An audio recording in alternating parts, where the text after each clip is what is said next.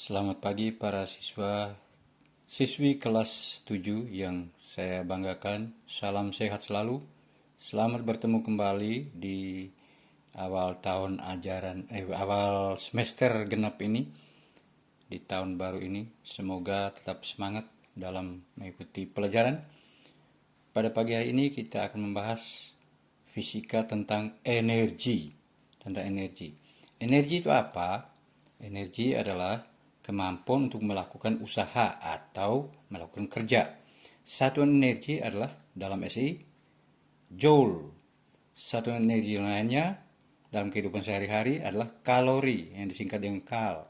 Joule disingkat dengan J ya.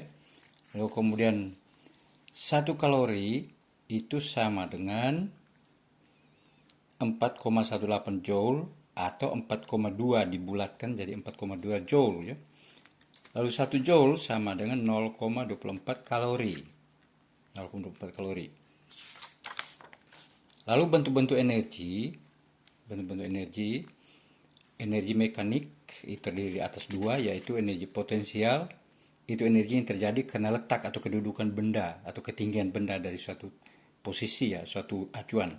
Dan energi kinetik. Energi kinetik adalah energi yang timbul karena benda itu bergerak. Jadi kalau gerak terjadi energi. Kalau yang potensial ketinggian maka ada energi.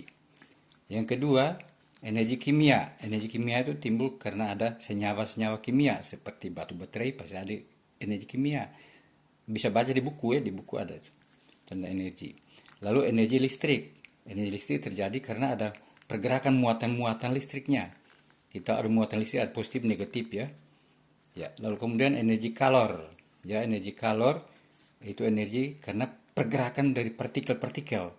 Partikel benda kalau bergerak maka terjadi kalor atau panas, ada suhu begitu. Tapi kalau gerak makin lambat berarti semakin ya panas semakin berkurang gitu. Lalu energi cahaya. Energi cahaya itu sumbernya satu adalah dari matahari atau lampu ya. Lalu kemudian ada energi bunyi. Energi bunyi terjadi karena apa? Ada getaran-getaran benda. Lalu energi nuklir. Energi nuklir ini terjadi karena ada reaksi inti.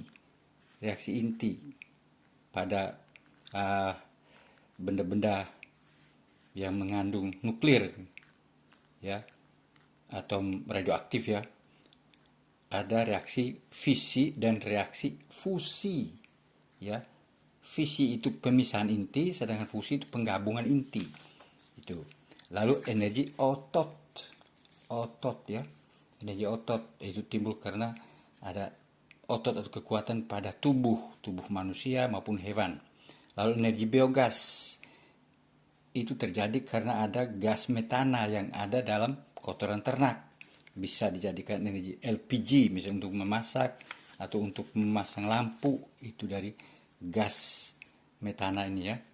Lalu perubahan bentuk energi. Ingat ada hukum kekekalan energi ya. Kekekalan energi mengatakan bahwa energi tidak dapat diciptakan dan tidak dapat dimusnahkan. Energi hanya dapat diubah bentuk dari bentuk yang satu ke bentuk yang lain ya. Itu. Lalu perubahan energi, contoh perubahan energi pada baterai bagaimana? Oh, ada energi kimia, ada baterai, lalu kemudian berubah menjadi energi listrik. Jadi kalau dipakai baterai itu akan kimia terus berubah menjadi listrik, lalu berubah menjadi energi cahaya, dan bisa juga kalau cahaya pasti ada energi kalor atau energi panas. Nah, kalau perubahan energi pada PLTA ya, listrik tenaga air, ya pasti ada energi potensial. Ya pasti air di tempat yang tinggi toh. Lalu kemudian mengalir. Nah, terjadi energi kinetik. Kinetik gerak toh. Lalu kemudian menggerakkan turbin, terjadi energi listrik. Terjadi energi listrik itu, ya.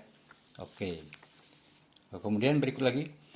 Nah, sekarang energi mekanik itu ada dua tadi, energi potensial dan energi kinetik ya. Ingat, energi potensial itu rumusnya M kali G kali H. M itu massa, G itu gravitasi dengan satunya kilogram, satunya meter per sekon pangkat 2, lalu H itu tinggi atau kedudukan dari benda itu, dari suatu acuan ya. Satunya kan meter ya. Maaf ini salah nih, H bukan H, tapi meter ini. Ini M bukan H tapi M. Satunya meter. Contoh soal. Benda batu bermassa 2.500 kg berada di puncak bukit yang tingginya 300 meter. Ya, 300 meter. Berapa energi potensial? Diketahui M 2.500 kg, H 300 meter, G kalau tidak diberitahu di sini berarti 10 ya, M per S pangkat 2. Ditanya EP sama dengan berapa? EP sama M kali G kali H berarti 2.500 kg kali 10 M per S pangkat 2 ya toh, kali 300 M 300 meter ya, berarti sama dengan 7.500.000 joule. Nah, joule ini kalau dibawa ke kalori berarti tinggal dikalikan dengan berapa? Dikalikan dengan 0,24, dikalikan 0,24 ya, 7.500.000 dikali 0,24 kalori sama dengan 1.800.000 kalori ya, jelas tuh ya itu.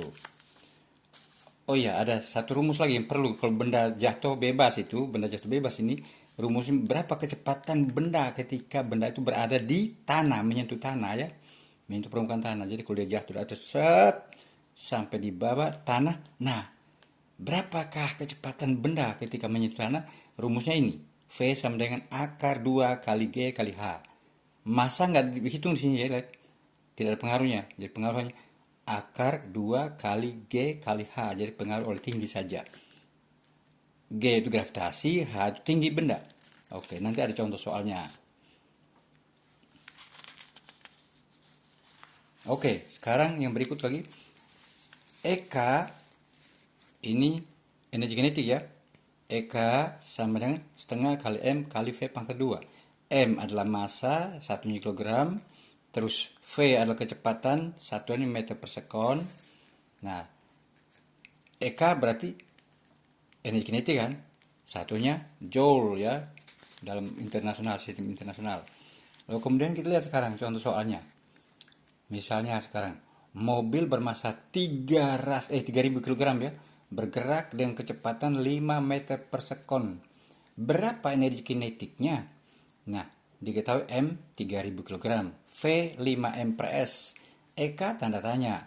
Ya, berarti jawab EK sama dengan setengah kali M kali V pangkat 2. Setengah kali 3.000 kali 5 pangkat 2 sama dengan 37.500 kalau dikalikan ini ya. Ingat, ini kalikan ini berarti kan 3.000 bagi 2 ya. Lalu dikali 25 ini. 5 ini 5 pangkat 2 berarti 25. Sama 37.500 ya. Oke. Jelas. Lalu kemudian kalau kita bawa ke kalori, satuan kalori berarti 37.500 kali 0,24 kalori sama dengan 9.000 kalori saja.